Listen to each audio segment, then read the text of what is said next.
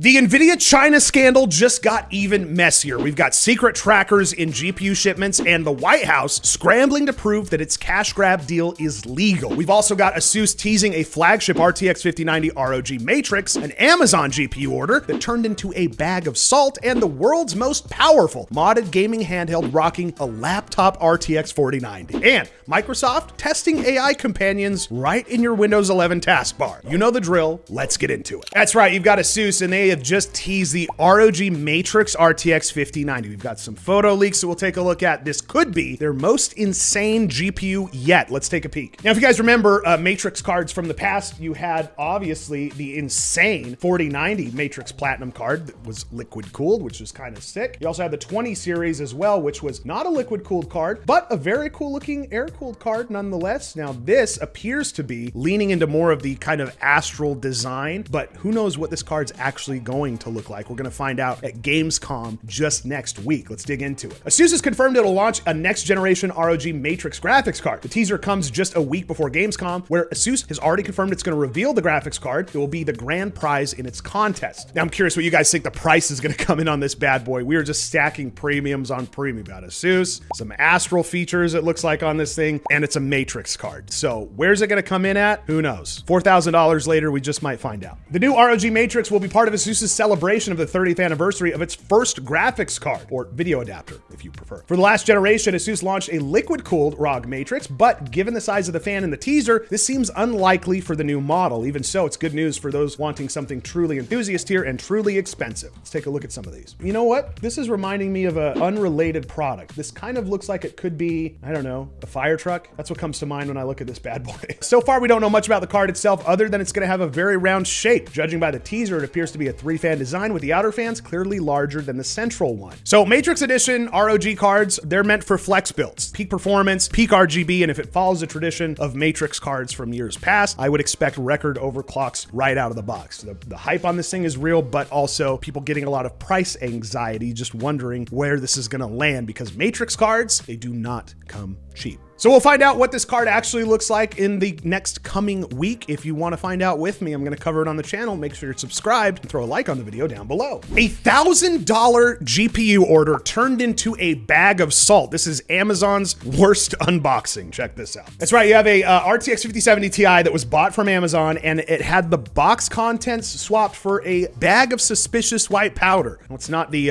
expensive white powder that you might be thinking. No, it's a bag of freaking salt. Check this out, and you can tell by the reaction that I'm about to show you on the video of the unboxing, it gives you just a glimpse into the human mind when you get a GPU and you unbox it and there ain't no GPU in there. Let's take a look together, but first let's dig into it. PC hardware enthusiasts in Taiwan recorded their Amazon-sourced RTX 5070 Ti unboxing. Now, we're not sure if the recording was made purely out of caution or to bolster the YouTube channel content, or maybe a little bit of both. However, either way, this PC-centric content creator managed to capture the reveal of a bag of salt inside of this freshly received package live on camera. Now, we've heard before about like Micro Center, there was an issue with some Zotac GPUs that had backpacks inside of them. Obviously, Micro Center took care of customers on that one, made things right. However, this customer may not be so lucky. We'll see what happens here. Now, as you can see in the video, starts off pretty happy, positive tone. You got a brand new GPU, you've got a build sitting right next to you that I would assume this graphics card was intended for. This guy has, by the way, probably the worst luck ever because he just got a 5090 not too long ago, just like literally a few days before this, and it had no GPU core. So to add to this string of bad luck, now we have a 5070 Ti, and as you can see here, things start great. He's unboxing it, everybody's happy, getting this thing out of the box, and you can see the moment that it hits him. You can see it on his face, the moment he realizes things are wrong. This is the face of a guy who is not having a good week.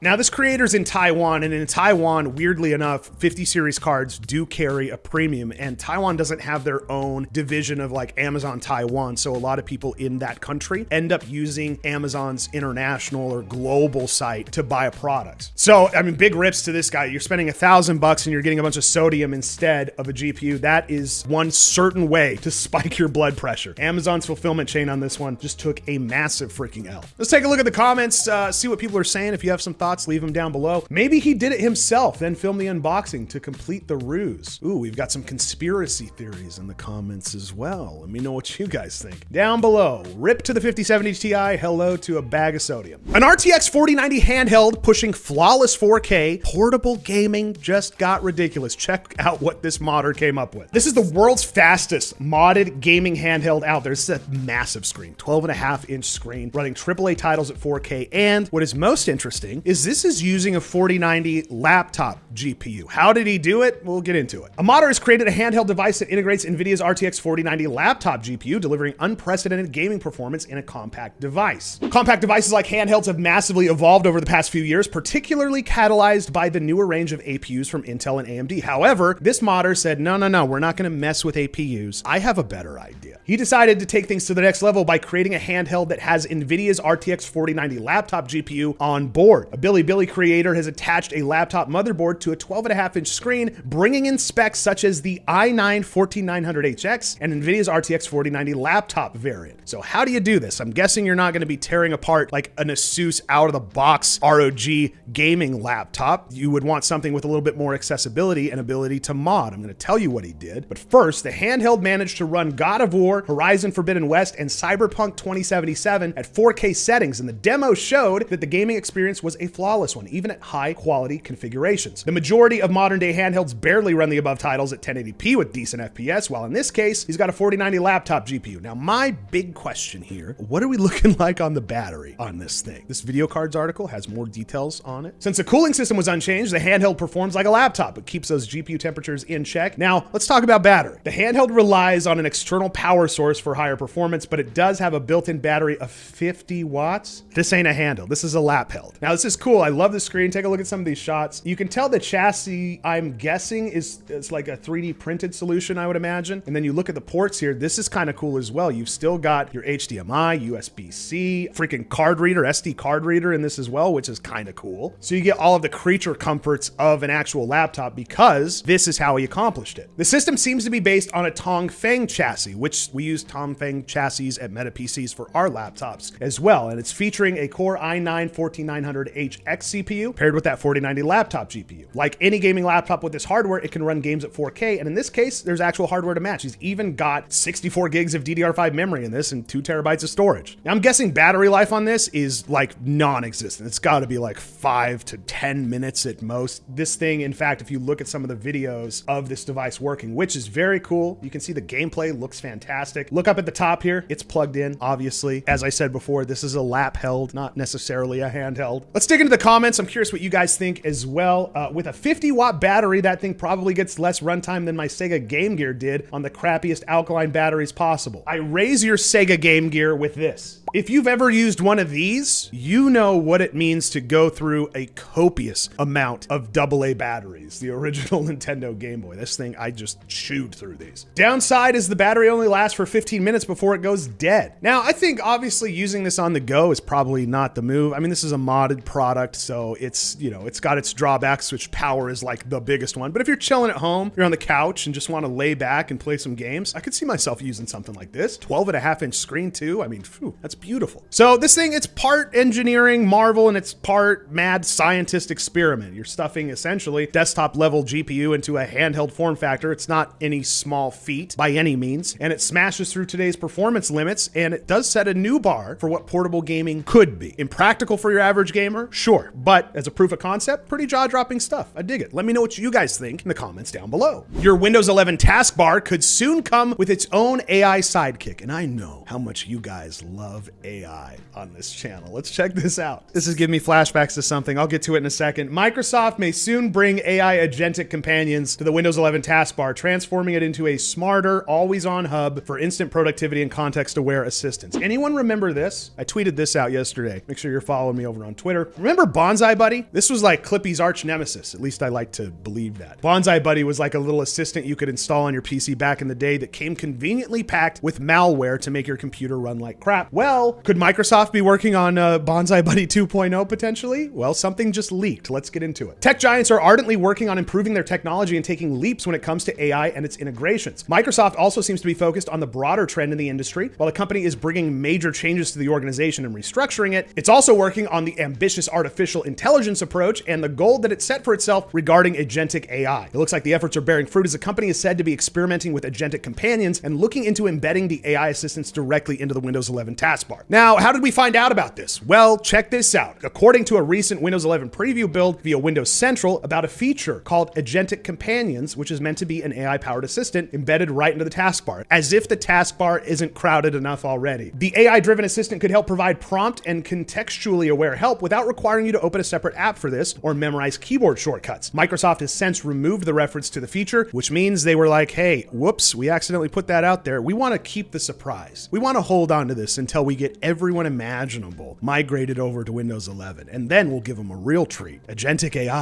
This feature would be built on Microsoft's existing capability Click to Do, where you have to hold the Windows key to let AI scan the screen for any useful text or images, similar to what Google offers with its Circle to Search. If Microsoft adds a dedicated taskbar button, it could make the feature even more accessible and allow for one-click actions, bringing huge convenience for users, like summarizing, translating, converting images, or even using Copilot Vision. So done right, instant productivity on tap. Done wrong, you have Clippy with a neural network. I'm kind of torn on this. I think AI in the taskbar, it's not really for me personally, but if it's fully developed, could be a killer feature for some if Microsoft lets users decide how much it talks. Now you'll remember, if you're as old as me, and now I'm really showing my age, I've now talked about Bonsai Buddy and now Windows Vista. They had desktop gadgets. You guys remember the gadgets you could add to your desktop on Windows Vista? They clogged up memory resources and just made things look so crazy. There was a huge amount of blowback just because it made things way too convoluted. It wasn't a great feature to add. I'm curious if Microsoft is going to experience the same type of blowback by introducing agentic AI into the taskbar. Let me know what you guys think below. Let's take a look and see what the comments are saying. I'm sure everyone's really excited about this. More bloatware nobody asked for. Thanks, Microsoft. Once anti-cheat is fixed on Linux, it's over for Windows. In fact, we just talked in a previous video about how Linux is now above 5% of total user share. It's a new high for Linux user share, and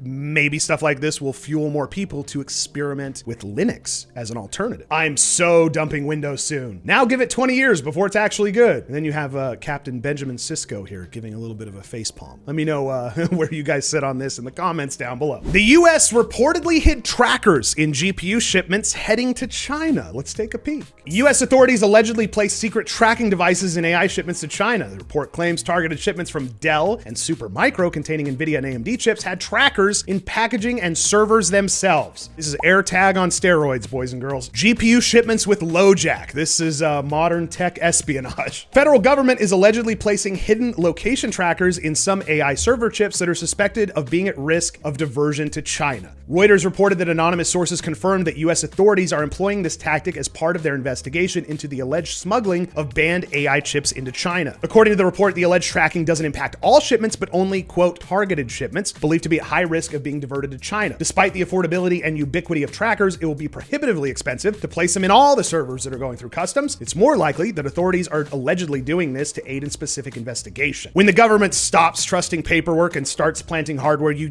know the stakes are high. It's unclear when this alleged practice started for semiconductors, but those involved in the AI chip supply chain seem to be aware of these actions. These trackers are reportedly often added to the shipping containers, the packaging of individual servers, or even within server racks themselves. The report cites individuals who claim that they had seen images and videos of trackers being removed from Dell and Supermicro servers, some of them as large as smartphones. And now the smugglers are catching on to this too. Smugglers also apparently know this, with court documents in a recent case of smuggling millions of dollars worth of chips to China, revealing that a suspect instructed their co-conspirators to, quote, pay attention to see if there's a tracker on it. Well, now they really know, because Tom's Hardware made an article about it. Now everybody knows. And also, I'm making a video about it, so a couple thousand extra people know. But it could be more if you subscribed and liked the video. Help the channel to grow. Is this a bad time to plug it? Whatever. Tom's Hardware reached out to NVIDIA directly about this, but the company declined to comment on the issue. Jensen Huang has been way too busy to comment on things like this. The U.S. Department of Commerce, Homeland Security, and the FBI also didn't issue a statement when asked by Reuters, although sources confirm that these agencies are typically involved in these situations. I would sure hope so. NVIDIA CEO Jensen Huang has consistently denied that the company's most advanced AI chips are being diverted to China. However, multiple outlets confirmed that there's a strong black market for these cutting-edge silicon, with a reported $1 billion worth of NVIDIA products being openly traded into the East Asian country in just the last quarter. We're going to get into more about that and the US imposing a 15% tax on those items going into China. We'll talk about that next. So this is a spy movie playing out in the tech world, essentially. You're embedding trackers in export-controlled hardware. It's a new era in the US-China chip war, one where monitoring is not just stopping at customs paperwork, whether it's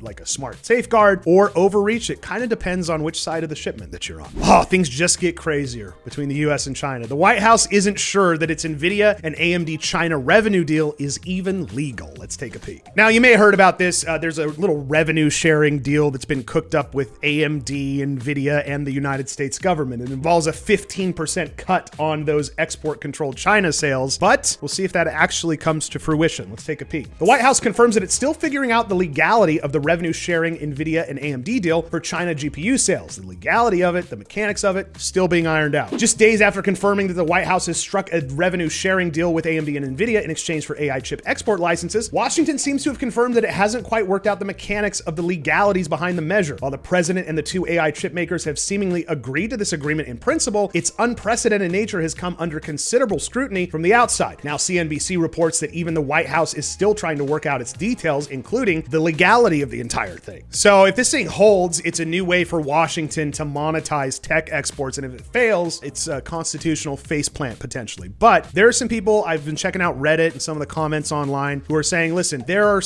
maybe some pros to this as well. I'm curious where you guys weigh on this below. Do you think that it's a good idea or a bad idea? Some people who are maybe more pro this 15% tax, saying that it prices in friction for Chinese buyers, making these advanced chips more expensive and potentially less attractive for large-scale procurement, and adds a little bit of leverage and potentially improving visibility. If companies have to report and document all these sales to calculate the 15%, maybe that indirectly creates some export tracking and auditing mechanisms that we don't currently have. Who knows? And then you also have other folks saying that this kind of blurs the line between export control and taxation. If the court goes ahead and green lights it, we could see maybe similar stuff in other sectors, making market access more of a paid privilege. But if the export clause strikes this thing down, it's back to the drawing board, and the whole thing risks looking like somewhat of a cash grab gone wrong. Now, the US State Department does charge an annual license fee to arms manufacturers, but it's mandated under the Arms Export Control Act and detailed in the International Traffic in Arms Regulation. These fees are fixed and structured, though, and are not based on the value or sales of exported items. Trump is apparently keen on getting this export control as it gives him the best of both worlds, making extra revenue for the government while allowing NVIDIA and AMD to continue exporting AI chips. However, this will likely be challenged in the courts as soon as he implements it. Whether or not both companies contest the export tax remains to be seen, as they can simply pass on the cost to their Chinese customers, who are probably willing to pay. Given that it's reported that NVIDIA negotiated a deal with President Trump, the prospect seems unlikely. So a 15% China GPU sales revenue tax in exchange for export licenses. What do you guys think about this? In the comments down below, let me know. And while you're down there, why don't you hit subscribe, throw a like on the video. All right, guys, that's going to do it for today. We will see you again, as always, next time.